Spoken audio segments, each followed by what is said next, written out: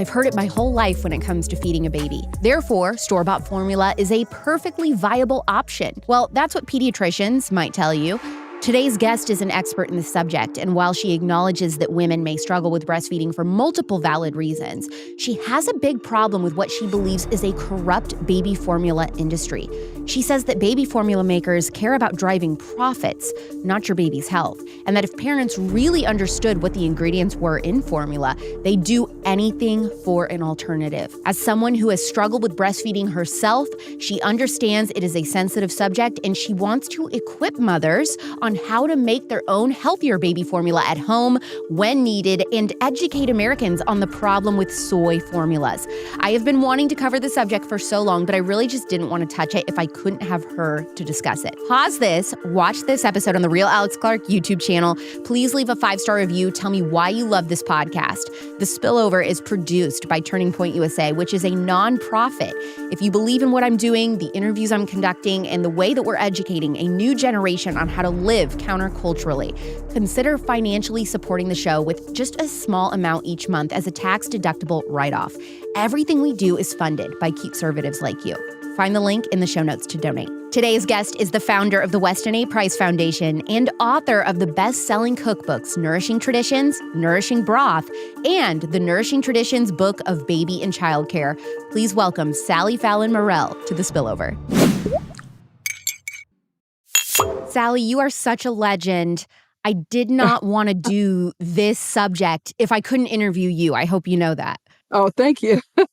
It's something that my audience has been asking a lot for. They really wanted a baby formula episode, and I just respect you so much because you're not coming at this as somebody who has always had a perfect time yourself with breastfeeding, right? Right. That's why we came up with the formula. Because my 3 boys would have starved otherwise. I breastfed my first child, my daughter. It was a struggle. I was kind of breastfeeding her all the time, and I weaned by 8 months. She was had no interest. But my boys I just didn't have enough milk, and they would have starved if I hadn't given them something else. But the question was what to give them. Because I knew how bad commercial formula was.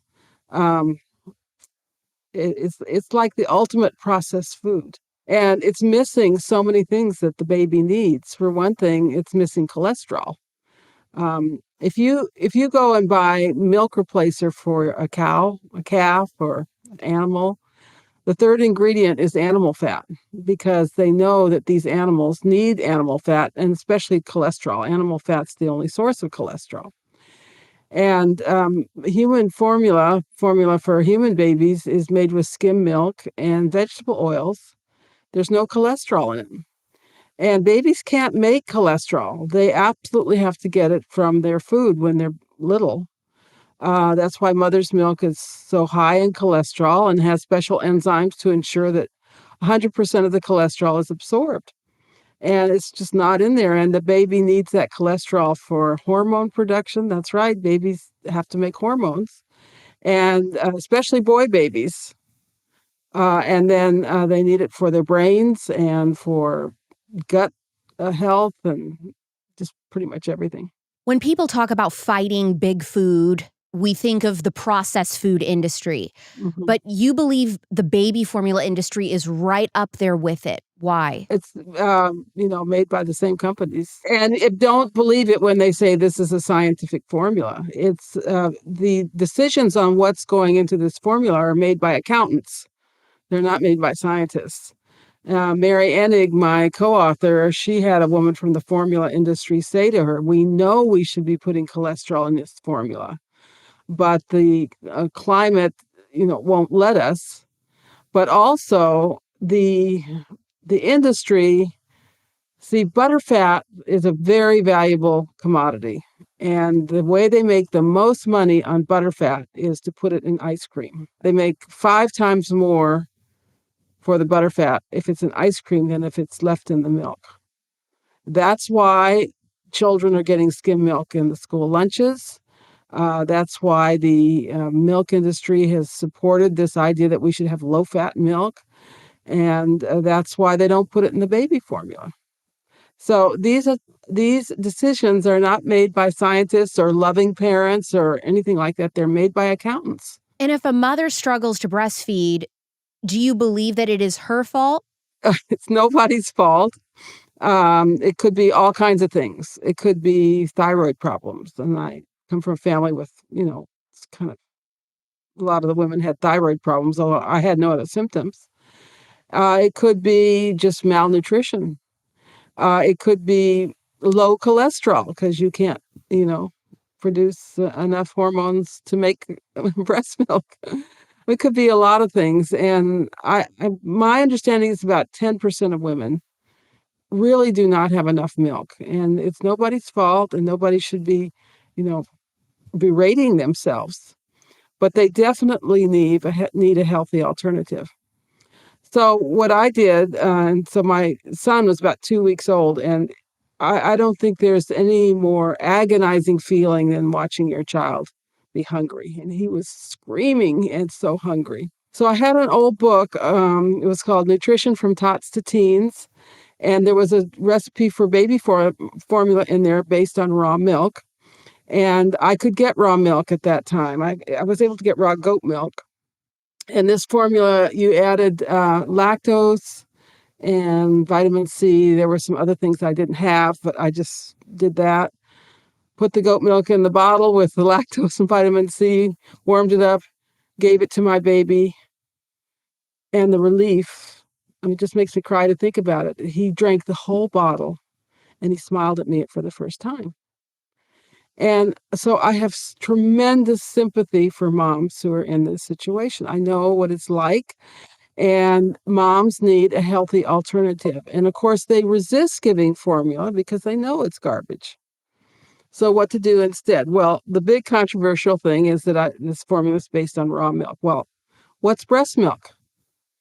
Breast milk is raw milk. But they have some kind of fear about it, Sally. They think that raw milk from a cow, though, it's not made for human consumption, that it's dangerous, that there's going to be all the, poisonous things. I can tell you, they think there's a lot of pathogens in it. I can tell you that raw mother's milk from her breast is loaded with pathogens. It's been tested. It's not sanitary, and yet the babies do pretty well on it, okay? And, when you apply heat, high heat, anything over 110 degrees to milk, you ruin it. The proteins and the immune factors, all of these fantastic components are extremely fragile. And they are designed to do certain things that other types of foods can't do. And they're just extremely fragile. But I've had scientists tell me, well, yes, moms should pasteurize their breast milk, but it wouldn't be practical. So they really think that raw milk is, some kind of poison or something. So anyway, all three of my boys thrived on this little raw milk formula. It was just the most tremendous relief to have it. So when I started writing Nourishing Traditions, I talked to my co-author, Mary Enig, about this. And I said, would you mind if I put the formula in? And she was all for it because she told me the story about the cholesterol. She knew that the formula was garbage. But she said, I want to have a look at it and make sure that it's really as close to breast milk as we can get it. So it did get a little bit more complicated. She felt that we should add whey to it because mother's milk is much higher in whey. She agreed with the vitamin C. She agreed with putting cod liver oil in it. And she wanted to add a very small amount of some oils because surprisingly, breast milk is fairly high in omega-6, which is for growth. So we came up with this formula and we made the formula, we tasted it, and then I took it down to a laboratory in Alexandria, Virginia, and we tested it. And then we got this company, Radiant Life, you could buy all the ingredients in a package. So they said they would do that, and off we went. And I would say that probably 20,000 babies have had this formula over the past 25 years and with uniformly good results. Now, occasionally we'll get a baby with a lot of digestive problems. This is how the baby started out, and we have to tweak the formula a little bit. We have to take out some ingredients, but no baby has gotten foodborne illness from it. No baby has gotten sick in that way, as far as we know, because we haven't heard about it. And the feedback that we get is one of such gratitude from these moms, such relief. There it is. And I don't care if it's controversial. I don't care if the industry doesn't like it. Remember when we had the formula shortage because this Abbott formula was killing babies and they had to pull it off the market. And I was interviewed by several publications who, kind of did a hatchet job on me, but I don't care. I know how these moms feel and how the babies thrive, and that's the important thing. Do you think the formula industry knows who you are and doesn't like Yeah. you? I'm sure they do, yeah. And I've mostly been treated by ignoring me, They never bring it up. I don't post a picture every time I make dinner at home, not because I don't make dinner, but because it just isn't that exciting, at least in my opinion. I didn't think anyone cared, and then someone accused me of lying about cooking at home and eating healthier because, well, I don't post myself cooking all the time. Oh, brother. Okay, I do cook, and here's an example of what I made last night. I thawed 2 Good Ranchers wild-caught salmon fillets, and then I cut up some asparagus. Ooh, so exciting! I got a glass baking dish with some olive oil. I put the asparagus in there, and then I put the 2 salmon fillets on top. I covered all of it with seasoning. I cooked it at 400 degrees for 12 minutes. Okay, I don't think that that's that interesting, but I guess apparently I have to be posting every meal I make or people just think that I'm making the stuff up. I will tell you this, it may not have been that exciting, but it tasted dang good because it is living real food that you're getting from Good Ranchers. And what I mean by living is not like it's alive. I mean, the ingredients are alive. It's feeding your body with things that you need, unlike processed food with no nutrients, dead food. Not to mention, 2 salmon fillets is 156 grams of protein. A healthy meal is so simple, it's so easy, it doesn't need to be complicated. Good Ranchers helps me achieve that. Only my audience can still get Good Ranchers free chicken for a year deal. It ended at the end of January for everyone but you. You won't even find this deal on the Good Ranchers website. It is so secret. Right now, when you subscribe to Good Ranchers and pick a box out, like their wild-caught seafood box, which I love, you will get $189 worth of free chicken. 2.5 pounds added to every month's box for the rest of the year. That is a game changer for families. If seafood isn't your thing, try the new weekly essentials box from Good Ranchers, made for easy meal prep and weekly dinners. Go to goodranchers.com, use code Clark for $20 off your first box and free pasture-raised, triple trim chicken breast for a year. That's goodranchers.com with code Clark for $20 off and free pasture-raised chicken for a year. If you forget, check the description below. Good Ranchers, American meat delivered. We're told that formula is just as good as breast milk. Do you believe that that's true? No, I don't believe it's true, but you can't let your baby starve. You've got to do something else.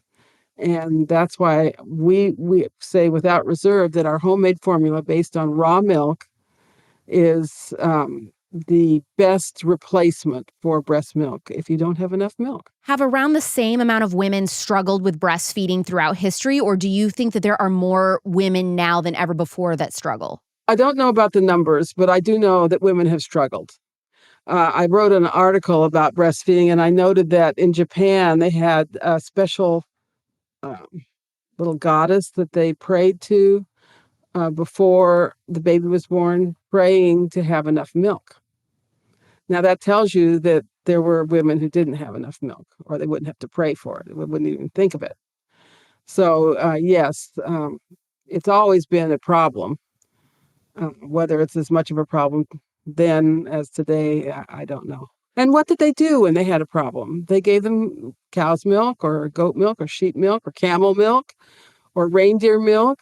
They just gave them other milk, and then it wouldn't have had all the additives that we put in, but the babies did fine. They grew and grew normally. And so, I mean, it just makes absolute sense that the best substitute for raw human milk is raw milk from another species. What happened in the 1950s that changed the narrative around baby formula forever? This was an era when science was worshipped, okay?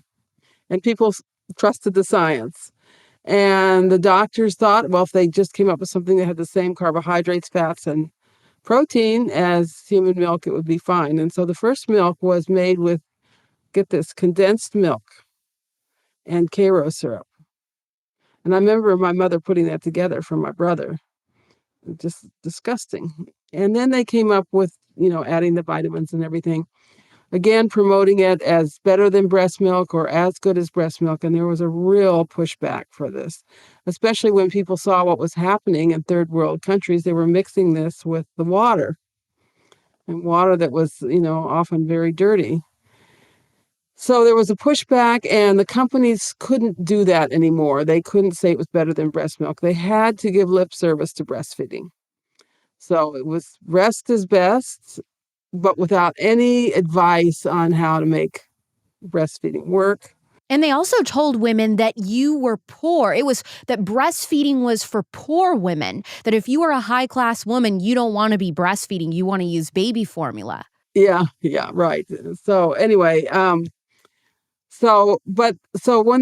they really were forced to say breast is best, they started to be really sneaky, and they would get it in the hospitals and make sure mom had a bottle the first time she fed the baby, and she gave that to the baby, and it's so easy. And so they really tried to sneak in the bottle feeding. The ingredients that commercial baby formula is made with, I mean, the amount of sugar and other ingredients, it can be very addicting for a baby. So these mothers were using the baby formula that they were given at the hospital, and then they would get home and their baby didn't want their breast milk. The baby wanted that formula. And so the formula industry was hooking customers for life, not because it was truly healthier for babies, but because it was what was best for their profits, right? Yes, absolutely. Absolutely. And let's look at the ingredients in formula today. First is non-fat dried milk, spray dried. Now, there was a study out just a few years ago, 2019, from China,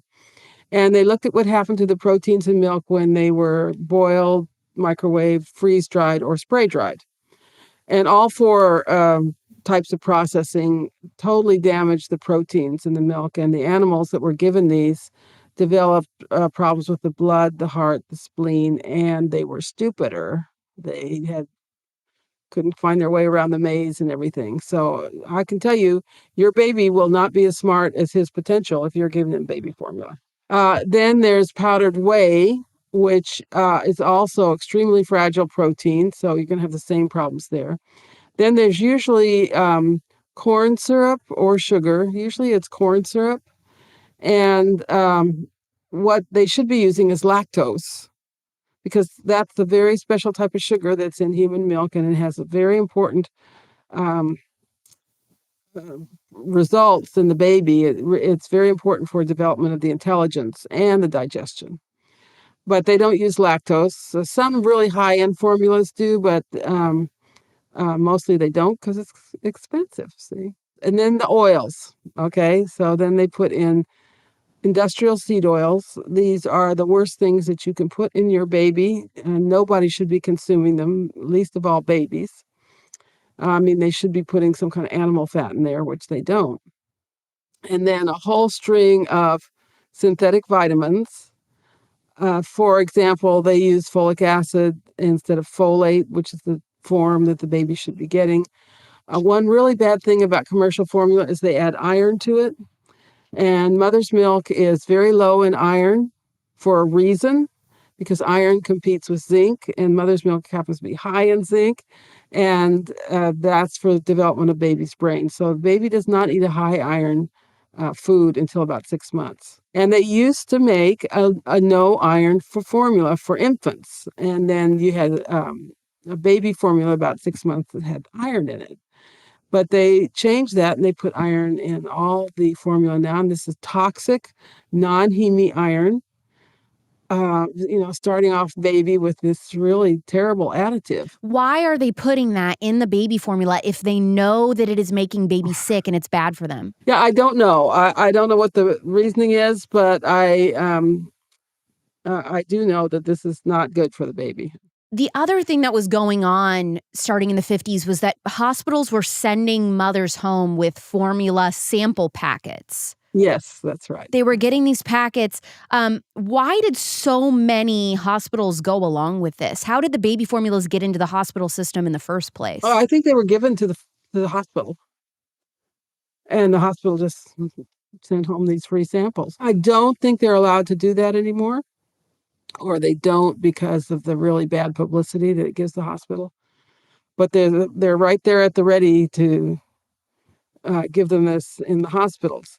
Now, looking at my daughter's generation, she said they came and they graded her on her breastfeeding. So in the hospital. So some things really are better in the way that they approach this. Yeah, I thought this was interesting. There was a study done on postpartum women leaving the hospital who were given samples of formula versus a group of new moms who were not given a sample of formula.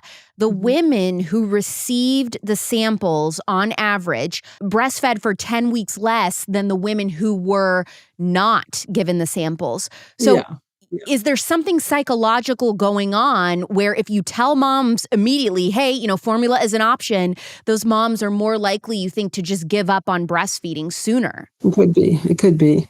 It could be. Now, at the same time, never one to avoid controversy. I'm very concerned about moms going gung-ho and doing exclusive breastfeeding after 6 months. Why? First of all, it's never done in traditional cultures. The cultures that have been studied, extra feeding, weaning foods are given from 1 month up to 6 months. So sometime in that period, they start giving other foods. But the real problem is it has to do with iron again. If you're exclusively breastfeeding past 6 months, the baby is likely to become anemic. And I can tell you, I've seen a lot of pale, pasty, fully breastfed babies. And the symptom of anemia is sort of like autism. They're very much into themselves. They're very clingy, don't smile much, don't make social referencing. So anemia is very serious. The first foods for baby and from 4 to 6 months should be high iron foods, heme iron foods such as egg yolks and liver, pureed chicken liver or something like that. So do you think that by 6 months old, parents should start introducing solids to babies? Oh, even earlier if the baby is very mature. How do you know if your baby is ready for solids? Well, first of all, it should be 12 pounds. First thing. And, do they show some kind of interest? But that's not necessarily true. I think at 4 to 6 months, you start giving these foods and you make these foods yourself. Do not buy baby food. It's the worst stuff out there. It's packaged in plastic or aluminum. And most of it is just fruit, often with sugar added. There's no fat. There's nothing. I'm not even really into the pureed baby food in general. I mean, I like more real food, just, cut up small or depending on their age. You need to make purees. Okay, you do. They don't have teeth.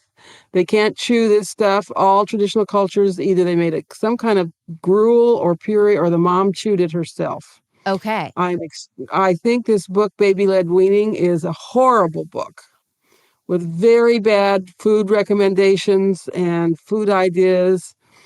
It's also, so it's okay for baby to make this tremendous mess that mom has to clean up 4 or 5 times a day. No, I'm sorry. I love being a mother, but you don't have to clean up a mess like that. You sit there with the baby and give it to them with a spoon, and it's neat and tidy. And if they push it out with their tongue, you put it back in again, and you engage with the baby. You talk to him. You're having fun with him. It's just like full attention on the baby instead of leaving him in his chair by himself with these chunks of food that he can't chew, and he ends up hungry. Okay, but he might be able to chew the white bread you give him or the cookie you give him. So he ends up eating all the wrong things. Well, I've known for a while that everyone has a toxic load bucket we're born with, and that it will overflow eventually based on diet and endocrine disruptors in your environment. And mine finally overflowed. I know that I have been really good about, being healthy and getting rid of toxic chemicals and stuff in my life, but it was still full from all the previous years in my life that I wasn't eating well. And once I found out that I had an autoimmune disorder on last week's episode with Dr. Flynn, it made sense that recently my body was particularly sensitive to artificial fragrance and other unnecessary chemicals in my products. I have never been more glad that I switched my body wash, hand soap, and lotion to organic and prebiotic body care brand Alivia. Conventional body washes, soaps, and lotions are made up almost entirely of thyroid-disrupting chemicals. Alivia Organic Prebiotic Body Wash is only made with non-toxic skin superfoods that feed your skin's microbiome. And that means quicker healing of blemishes, sensitive areas from eczema or psoriasis, burns, and slows down the signs of aging to unlock more hydrating and glowing skin. One side effect of Hashimoto's is super dry skin. It makes sense why I struggle with this so much. Alivia has really improved the hydration levels in my skin compared to the drugstore wash that I used for years. Alivia was created with the whole family in mind, including babies. All Alivia products are free of sodium lauryl sulfates, dyes, and artificial fragrances. They're non-GMO and certified organic with less than 10 real ingredients in every bottle. The green tea honeysuckle is my number one favorite smell, and then lavender is up there too. Don't forget to grab hand soap also. Go to Alivia.com with code ALEX15 for 15% off. That's Alivia.com. Use code ALEX15 for 15% off or find everything in the show notes. There's a movement that says that the lack of regulation on infant formula marketing in America is predatory, and they want stricter government regulations. Would you agree or disagree? I guess I would agree, but there's no substitute for educated moms. The educated mom is going to do the right thing. And there's no such thing as an educated government. I love that, Sally. Love that. What was the big baby formula scandal that happened with Nestle? So they had a lab in America. I think it was Abbott Lab, which I believe is owned by Nestle, if I'm not mistaken. And apparently the conditions in that lab were horrendous. And the regulators had overlooked it for years. Slap on the fist, please clean this up, which they didn't. And all of a sudden, it got so bad that some babies started dying from the tremendously contaminated formula. And by the way, the powdered formula, which is what most mothers use, they add water to it, is never sterile. Powders are not sterile. They can't make them sterile. So, you're not even getting that. You're getting all kinds of could be pathogens in there. Anyway, so eventually they had to shut this factory down, which, they should have cleaned it up years earlier. And all of a sudden there was a baby formula shortage. So that's when we started. I mean, if people look up baby formula, they come to our website. Anything like homemade baby formula, natural baby formula.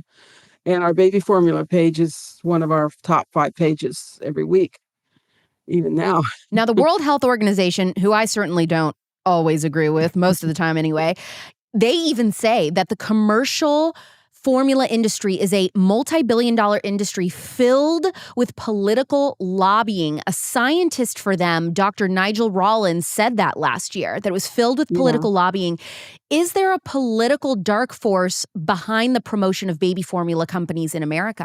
Well, I think there's a political dark force behind all of the food advice in America. It's the dietary guidelines are genocidal. And they will eventually eliminate the people who follow them because they lead to infertility. Might take a generation or two, but we're already seeing this decline in infertility. So I think there is a political agenda behind processed food, behind dietary guidelines, behind baby formula. And we've heard these people say there's too many people on the planet. We have to get rid of 80% of you deplorables. And so yes, I do.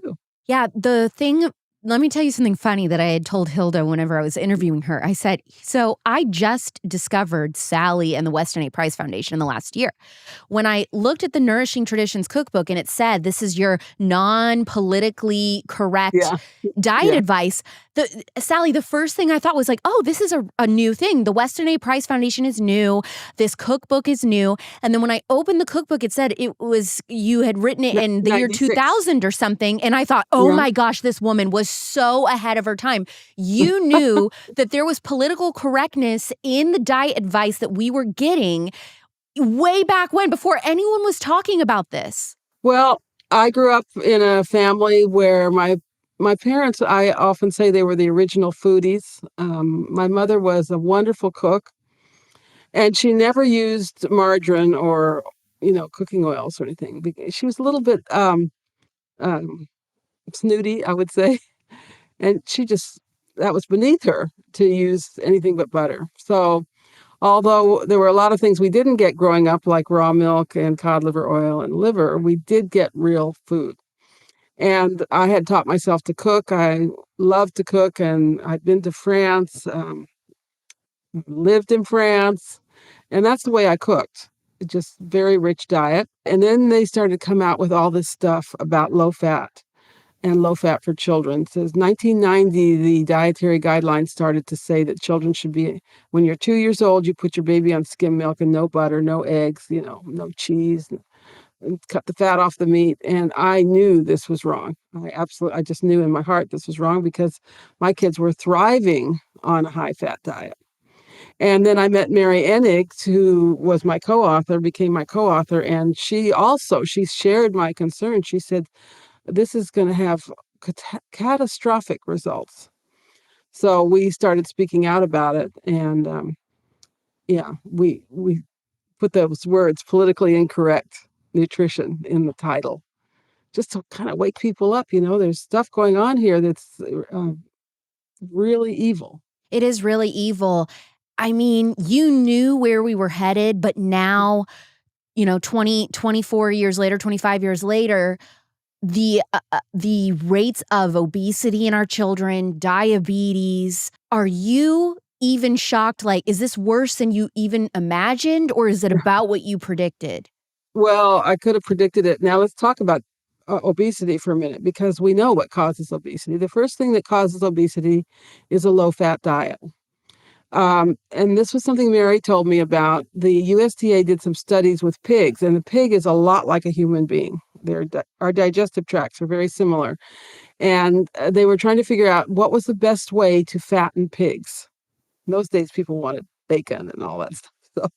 So they fed the pigs whole milk, and the pigs didn't get fat.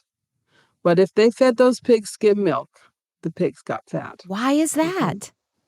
I think, for one thing, when you don't get enough fats, your metabolism slows down. And it's almost like your body saying, well, if you're not going to give me fat, I'm going to make fat. And what does it make fat out of? It makes fat out of carbohydrates, refined carbohydrates. So if you're not getting enough fat, you are going to crave sugar. Mm-hmm. So you've got the low fat, you've got the sugar, and there's a third thing, and that's MSG.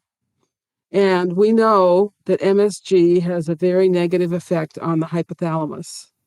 And the hypothalamus is like the master controlling gland deep in the head. And the hypothalamus controls or makes hormones that help us feel satisfied, and also that prevent us from putting on weight. So, and then you have the seed oils, okay? The industrial seed oils.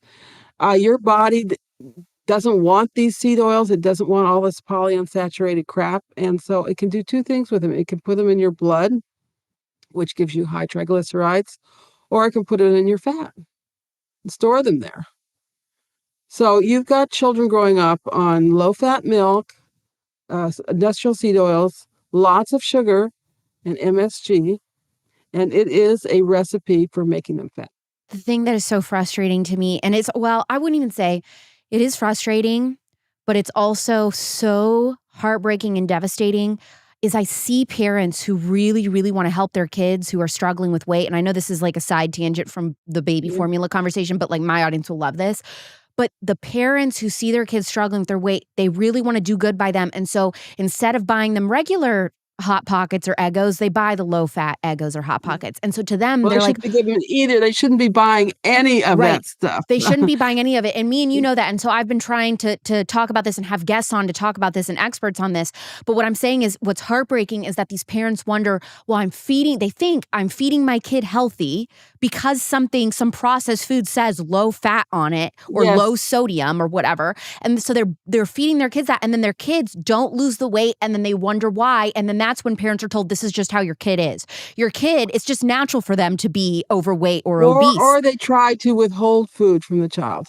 Yes, even And the child worse. is hungry. And I tell you, those children are going to get stuff in them one way or another, usually by sneaking out or whatever, Yep. sneaking to the refrigerator, when what they should be doing is giving those children a very homemade high-fat diet. And by the way, the low-fat foods have more MSG in them because otherwise they wouldn't taste good. So you make your child a scrambled egg, natural pasture-raised scrambled egg with an extra yolk and cream, and you cook that in butter, and you give them bacon, and then you give them sourdough toast just slathered with butter.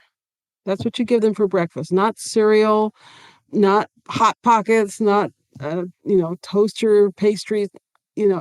It's just incredible that we think these are good foods for our kids. You make their lunch. Don't make it too weird. You can give them white bread, so the kids don't think they're weird. But what do you put on the bread? You put butter, and you put salami or tuna fish salad or egg salad. You can give them some fruit. There are also, by the way, you brought up sourdough toast in the morning.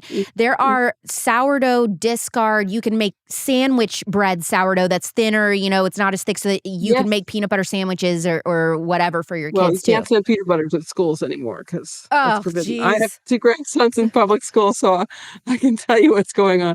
But and send them fruit, and then you you really have to tell them, if you drink the milk at school, you're going to be sick. You're going to get asthma, or you're going to get allergies, or it's going to make you fat. So send them your raw milk in a thermos, or make sure they have it morning and afternoon or something like that. Yeah, I have a friend whose kid, they let the kids fill up their water bottles with just the tap water and the water fountain or whatever throughout the day. And, my friend, they have a whole water purifying RO system at home. And so her son knows that. Her 8-year-old son knows that. So when he went to school and he ran out of water that day and needed to refill, the teacher said, well, it's fine. You can just refill it here at school. And he hesitated and didn't want it. And she's like, well, it's fine. It's filtered. And he was like, no way. So that kid knew because his mom has taught him. They learned. My grandson had developed asthma, and we found out he was drinking the school milk, and we really had to sit down and tell him, explain it makes you sick, and if you drink the good raw milk, you won't have asthma, which is what happened. And he's so cute. He's 4 years old, and he knows this. He said, yeah, Sally, I drink the raw milk so I won't have asthma. I've been thinking of getting a head start on some spring cleaning, and I know that my bathroom is where I need to start. I have not gone through old makeup, I'm kind of ashamed to say, or my skincare for like over 5 years. I think it's time. Let's be real, we're only using a handful of products regularly at any given time, especially when we found skincare that works for us. Like me with my Nimi skincare. I have so much old product taking up space that I know is not ideal for my dry and anti-aging skin concerns. Does this sound like you? Does your skincare need a makeover? Let me tell you why I love Nimi Skincare. It's conservative and Christian owned, not just behind the scenes, but publicly.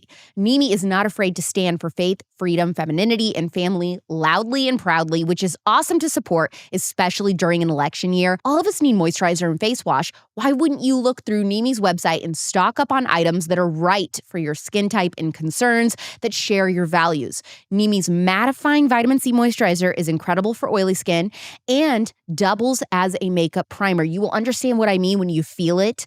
Their peptide cream or hydrating moisturizer are amazing for dry or aging skin. And there are tons of new products to choose from this year with more coming, according to a little birdie. Try Nimi Skincare at NimiSkincare.com. Use code Alex Clark for 10% off your order.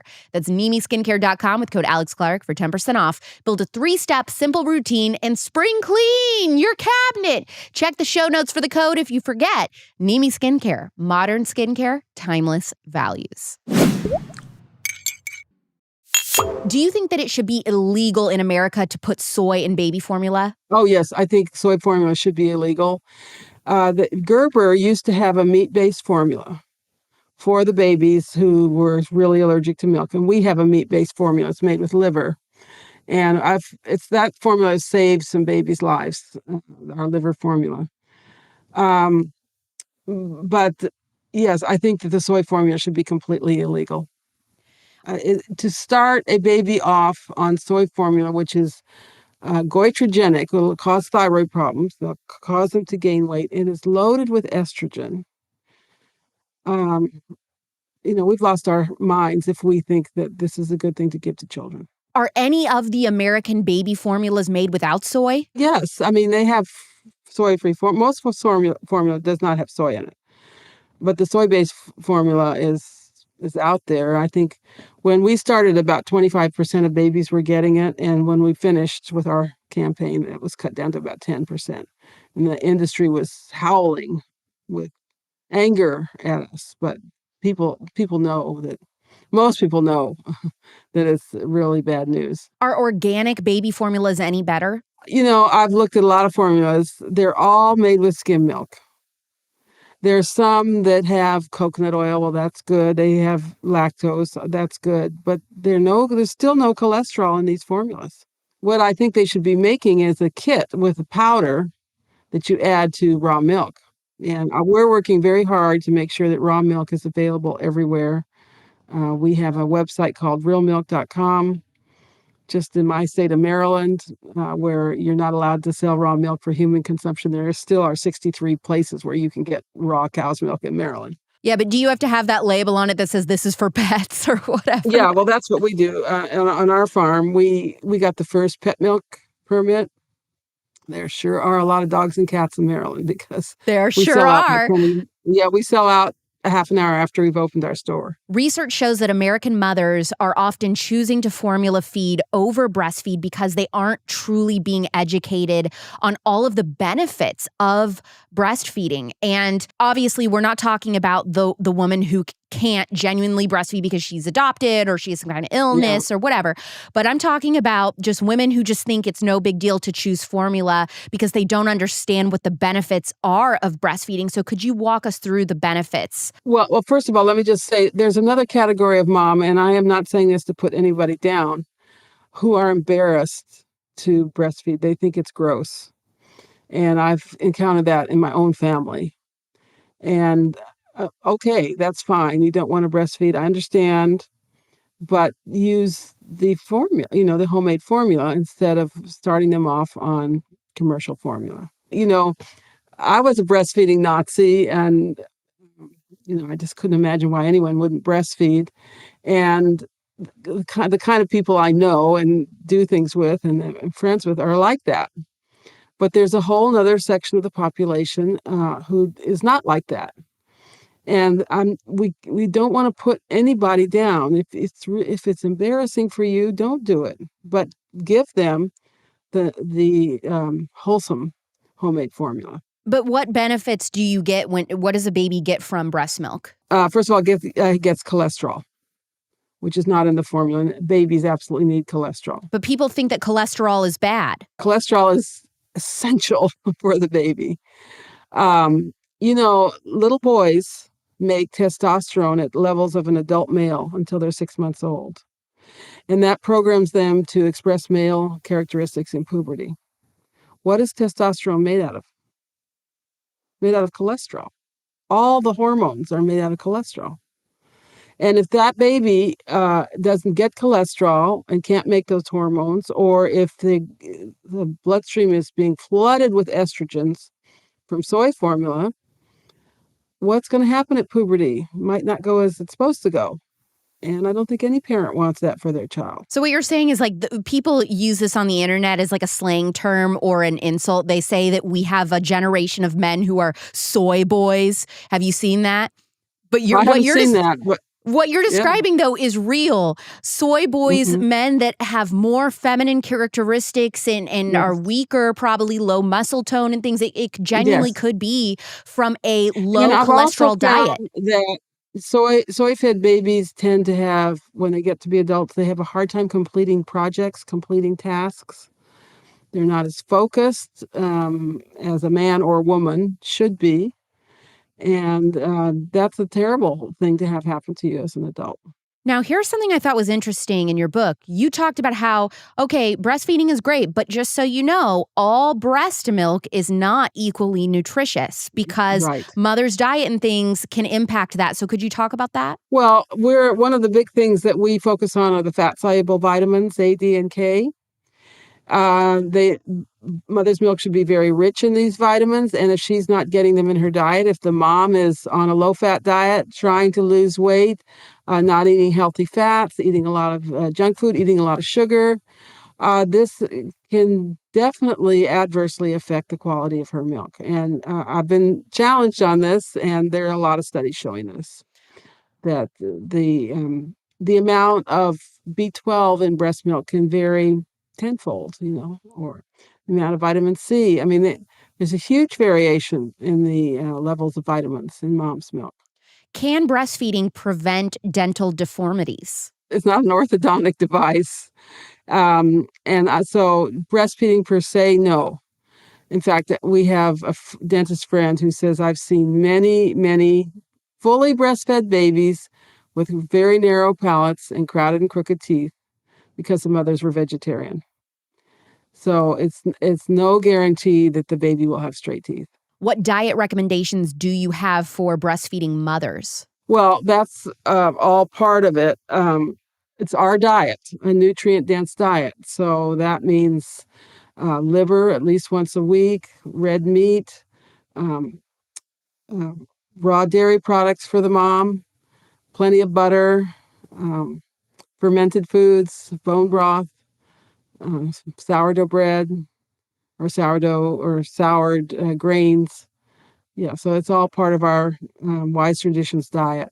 Are there milk differences in women whose meat and dairy products come primarily from grass-fed animals? Well, they'll be richer in certain very important nutrients. One is conjugated linoleic acid. They'll be lower in toxins, lower in estrogens. We should make our diet as clean as we can without being obsessive about it. We just do the best we can. How long should a mom give breastfeeding a shot before pivoting to homemade formula? Depends on how the baby's doing. I mean, you can tell when a baby's hungry. One thing I do recommend is having a scale. If you're worried about this, if the baby's not gaining weight, you need to do something fast. That's the other thing about this situation where the baby's not thriving. You don't have a lot of time. You've got to figure out something pretty quick. That child goes through windows of opportunity, for example, in making glial cells in the brain. And if there's not enough B12 or B6, they will not be made. And there's no going back. There's not going to be another opportunity for those glial cells to be made. So, it's really important to have this very consistent nutrient-dense diet for the baby. What tips do you have for a new mother who is looking to be set up for success with breastfeeding? Yes. Well, I would have a very nutrient-dense diet while you're pregnant. But I would also make sure that you have a source of raw milk close by. You should be drinking the raw milk anyway. I don't think any family should start having children until they do have a source of raw milk. And then it might be a good idea to have the kit, to have the ingredients there just in case it's not going to go well. Usually it goes fine. Yeah, but or at least know how to get these ingredients as quick as you can. Any advice for working mothers who want to breastfeed? Well, I watched my daughter, who really was a trooper. She breastfed for about 8 months, and she was full-time working, and she pumped uh, at night, and then she'd pump once in the morning, and then it was a real rush to get home in the afternoon because they'd run out of pumped milk. But yeah, you can do it. Not all jobs are going to allow that. If you're a bus driver, if you are a UPS driver, it's really hard to have time to pump. And again, we're not pointing fingers at anybody. There's no blame here. There's no, nobody's getting put down. If you can't manage that with your job, then make the homemade formula. And by the way, somebody did a cost comparison, and it wasn't any more expensive to make the homemade formula. Okay, that's good to know. I know that they'll want to know that. Formula is very expensive. It gets stolen, from the drugstores. They have to lock it up because it's expensive. Yes, it is. Are you hopeful that the baby formula industry in America will ever be fixed? No, there's not a chance in the world that it'll be fixed. I just hope it'll go away. People will just stop using it. Where can they find your recipes for baby formula, your beef liver formula, the raw milk formula, for mothers who are interested in learning about eating whole, living foods, also for them and their families, just all the stuff that you talk about? Well, first of all, it's all there for free at the Weston A. Price Foundation. That's westonaprice.org. And we have under Children's Health, we have an article on baby formula and the recipes and everything. It's also in my book, Nourishing Traditions. And then I also have a book called the Nourishing Traditions Book of Baby and Child Care. And it's in there with a lot of questions and answers, what to do if you're having this problem or this problem. So it's out there. By the way, Sally's, I love this trend I've seen my audience do. Sally's cookbooks. You guys have been telling me this is my go-to wedding gift. And I think that is the coolest thing to set up people for success when it comes to having their own families eventually, is gifting them her Nourishing Traditions cookbook, which I love, or giving it at a baby shower. So something to consider. Yeah, so there are two different books. One's on baby and child care. Yes. And yes. There's Nourishing Traditions. Yes. Sally, this was just such a treat for me to get to hear from you and your wisdom and share it with my audience. One day, I hope that I can have my own family and then I can listen back on this conversation again so I can get your advice and refresh on all that. Thank you very much for coming on the Spillover. Thanks for having me, and look forward to getting some feedback.